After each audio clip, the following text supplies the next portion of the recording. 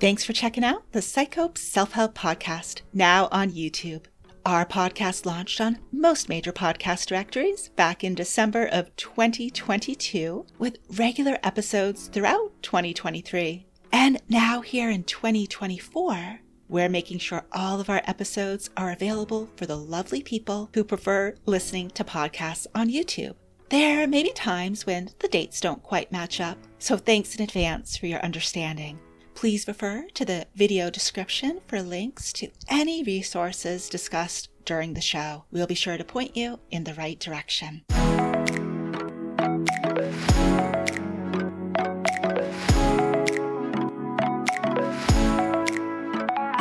Hello and welcome.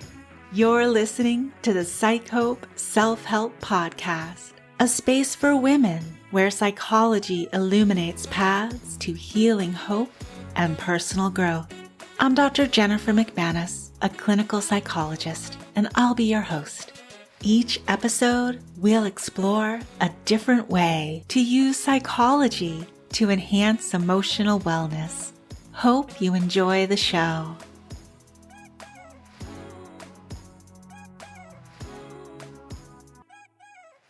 Hey everyone, thanks for pressing play on episode 20. On this episode, I want to take a similar approach as last time when we explored one of those topics I'd already touched upon, but only briefly, during either a foundational episode or during the holiday stress release series, and go into much more depth with you than I did on those earlier episodes. This week, I want to explore the psychological benefits of mindfulness with you in more depth. Now, because the psychological benefits of mindfulness are broad and varied, I'm going to focus primarily on how mindfulness can be beneficial with helping us manage stress and anxiety. Just like I did last week when exploring the psychological benefits of physical exercise, I want to review some key findings from the scientific research on mindfulness with you. And in the second half of the episode, I'll be sharing some ideas of how to use mindfulness as a self-help intervention for stress and anxiety in our own lives. While it's important to me that my listeners have access to the scientific research behind the different psychology-informed self-help approaches shared on this podcast, I also realize there may be times when you just want to get to the ideas and how to use them. So if that's ever the case for you, I'm going to start adding timestamps to the show notes so you can jump right to the information that's most relevant to you. Hopefully all will go well with this attempt to make the podcast more user-friendly. And if wherever you're listening to this episode supports the timestamp feature, then starting with this episode, timestamps should be there for you to use if you choose.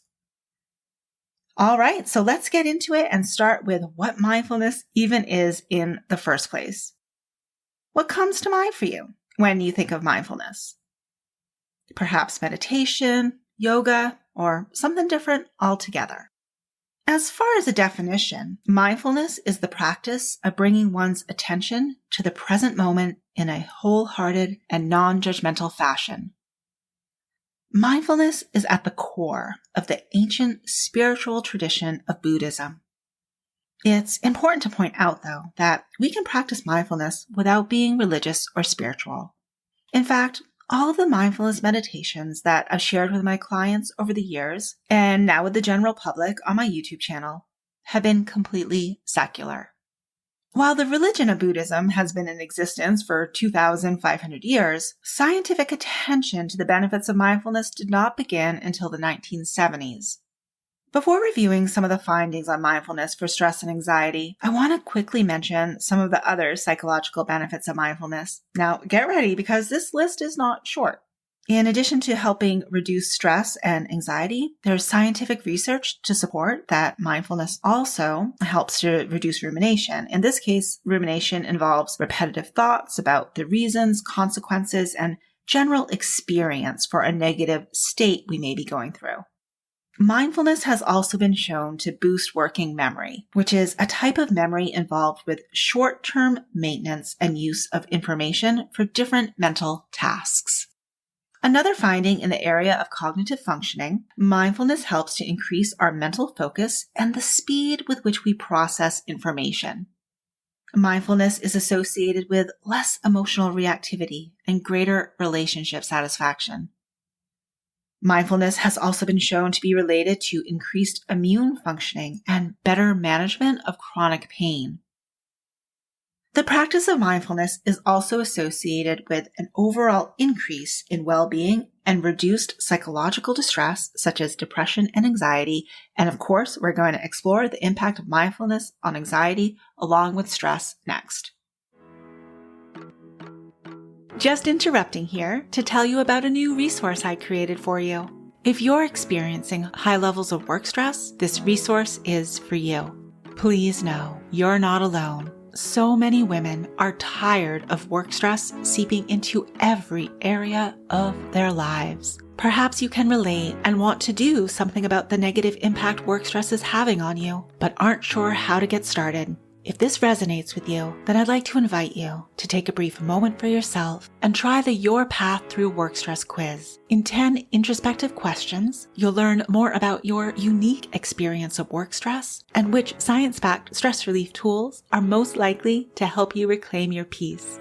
Just head on over to psychhope.com/yourpath so you can take the first step down your best path through work stress. The quiz will also be linked in the show notes.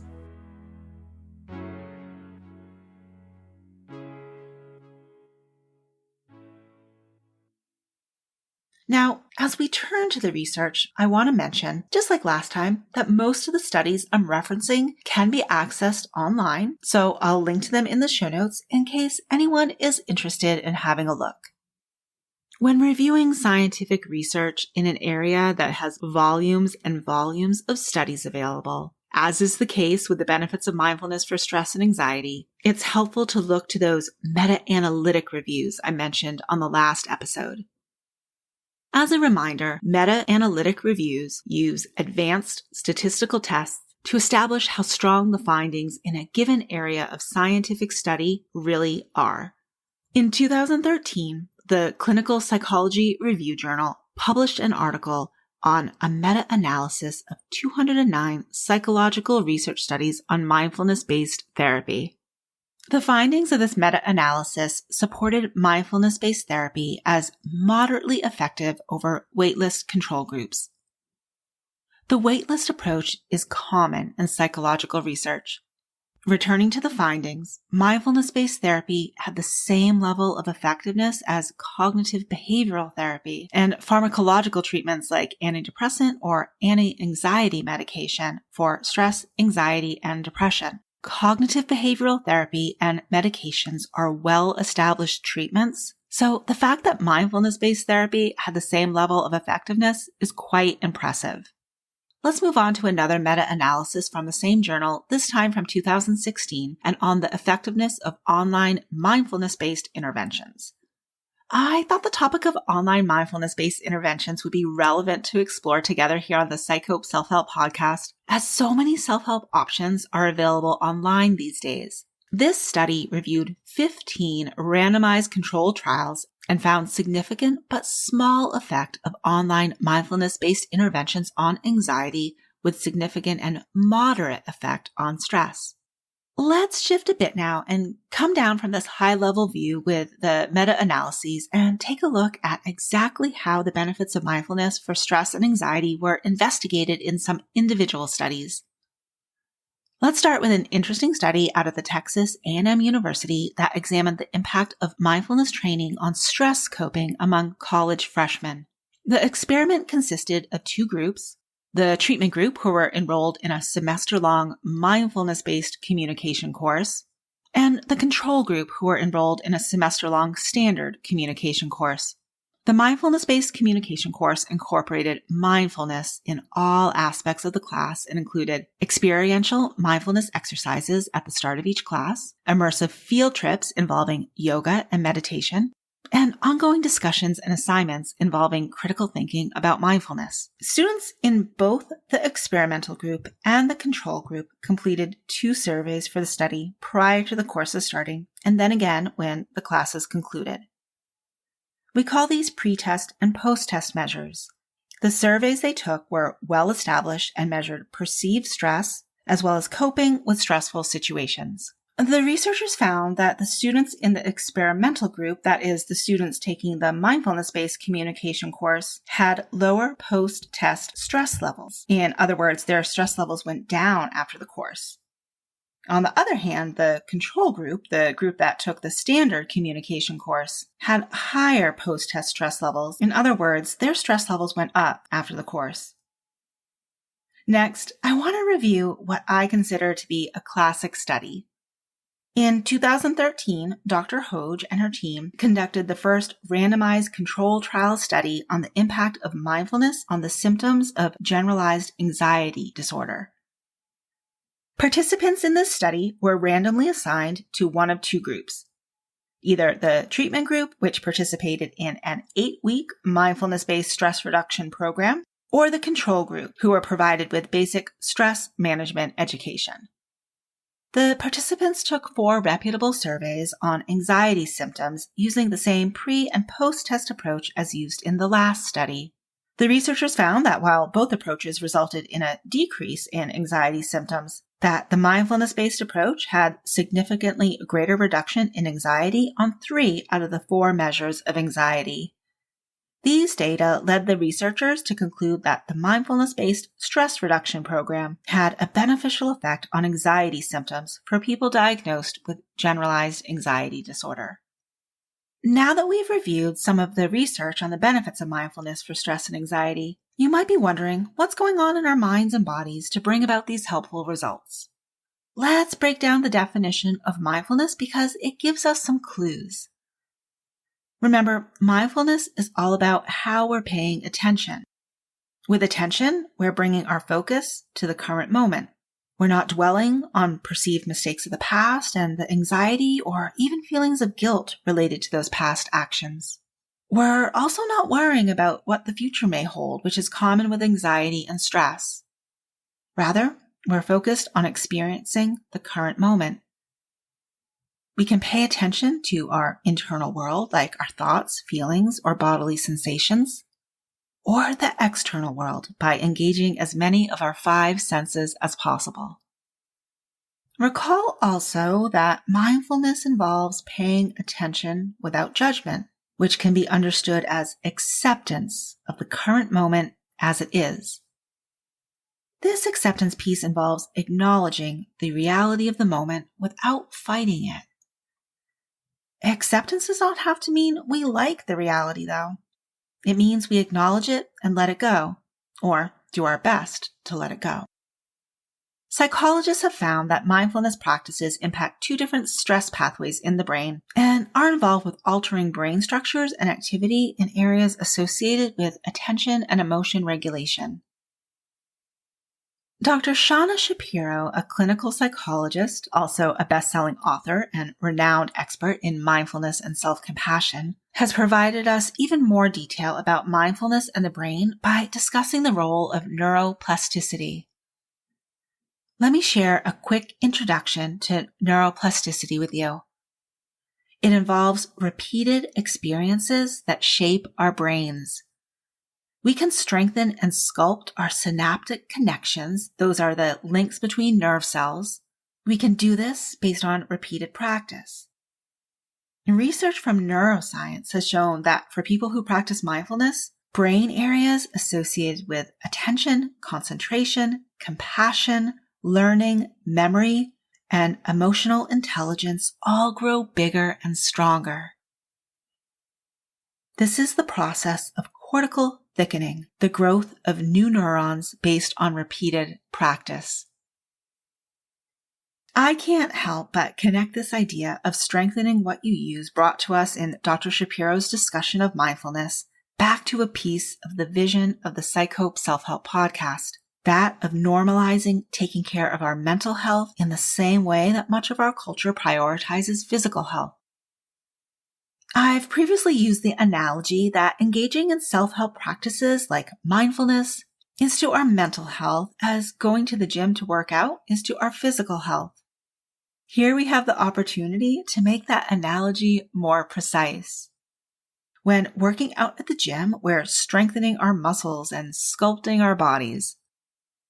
With the self-help intervention of mindfulness, we now know we're literally strengthening and sculpting synaptic connections for some pretty impressive areas of the brain.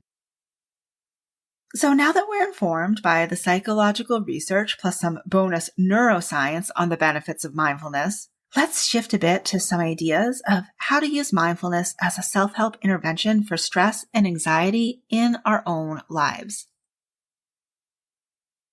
As we turn our attention to our own mindfulness practices, I want to highlight one of the key challenges we can experience when trying to be mindful.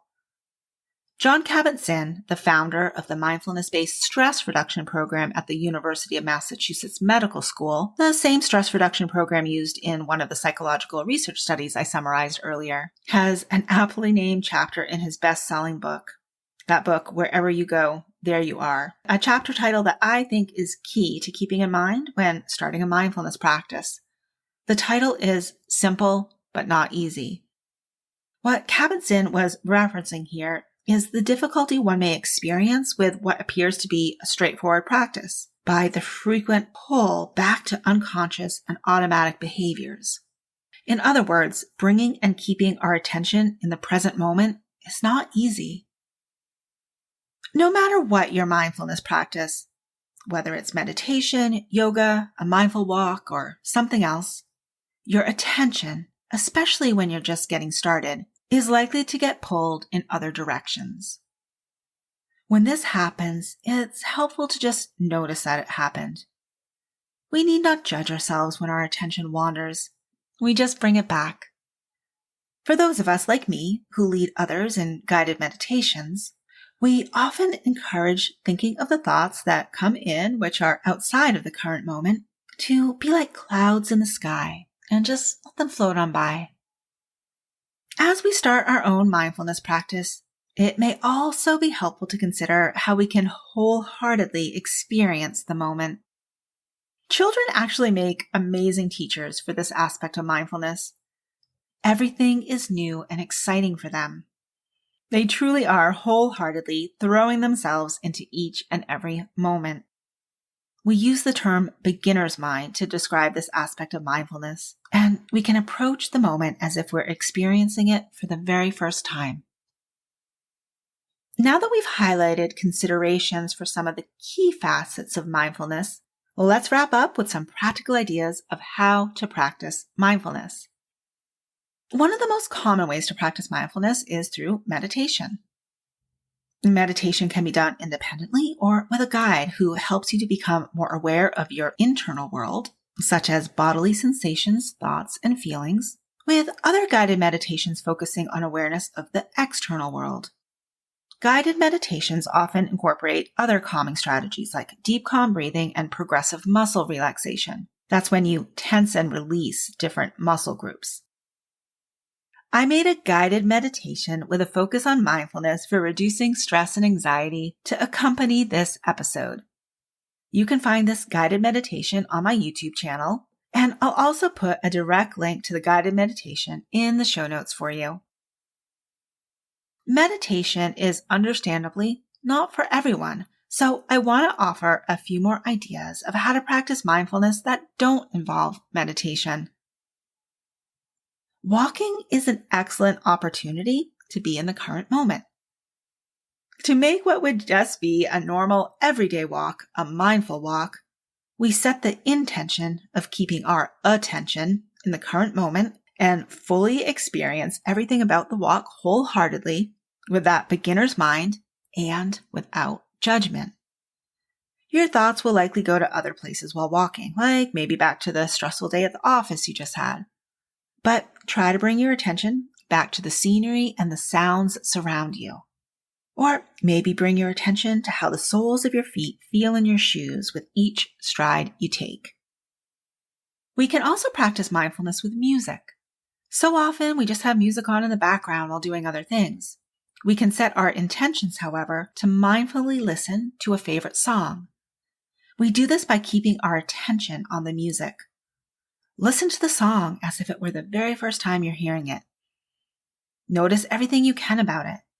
The melody, the harmony, the volume, and even the use of silence. Our thoughts may go in other directions, but you guessed it, just bring your attention back to the music. You might also notice any emotions you feel while listening to the music. Try not to judge your feelings, though. Just notice them from a place of curiosity.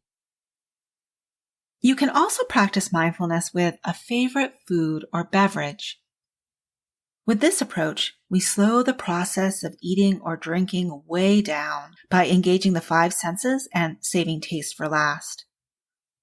To demonstrate how the steps might look, let's consider how we could practice mindfulness with a morning beverage such as hot tea. Let's say we begin with just a standard tea bag and we remove it from its package, smelling it, taking in its aroma. Then, mindfully present in this moment, we place the tea bag in our mug and begin pouring the hot water into the mug. We're seeing the water flow. We're hearing it too. We may feel the warmth on our hand as steam rises out of the mug. Once it gets to the right temperature for us, again, feeling its warmth, we smell the scent once more, perhaps observing that it's even stronger now after having been steeped. And last, we engage our sense of taste by having that long-awaited sip of our morning tea. Focusing on something as simple as our morning beverage really can bring us into the current moment. Friendly reminder, though, that while practicing mindfulness is simple, it's not always easy. It can take a while to feel comfortable with a mindfulness practice, but in time, it will become easier to do. So I think this is a good spot to wind down today's episode. If you're feeling inspired to start a mindfulness practice in your own life after listening to this episode, it can be helpful to show yourself compassion with the mindfulness practice learning curve. And related to this final tip, I can share with you next week's episode gives a nod to the month devoted to love by exploring the topic of compassion as a self-help intervention. To make sure you don't miss that episode, please follow the show wherever you may be listening. Also, if you're finding this podcast helpful, it would be so kind of you to leave a rating or review to make it easier for other people to find the podcast too. Thank you so much. The information shared on the PsycHope Self-Help podcast is done so with the understanding that it does not constitute professional help, nor is it a substitute for professional help. If you think you might benefit from more than self-help, there are resources listed in the show notes.